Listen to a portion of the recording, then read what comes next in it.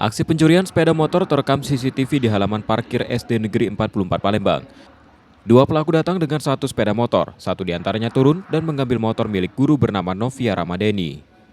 Pencurian terjadi hanya beberapa menit setelah Novia memarkirkan kendaraannya.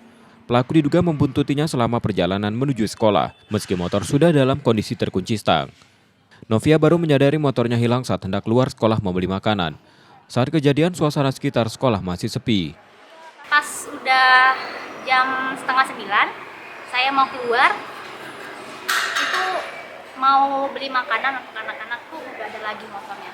Saya perhatiin, motornya tuh motor yang lain ada, udah baris berderet banyak tuh ada, tapi motor saya nggak.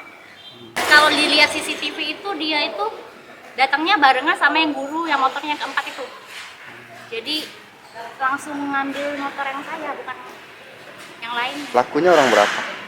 Kalau dilihat CCTV ada dua. Ciri-cirinya yang satu pakai helm, yang satunya lagi pakai topi, kayak pakai rompi. Kasus ini telah dilaporkan korban ke Polda Sumsel. Terangin HP-nya, Mbak. Reski Oktora, Muklas Diferensial, Kompas TV, Palembang, Sumatera Selatan.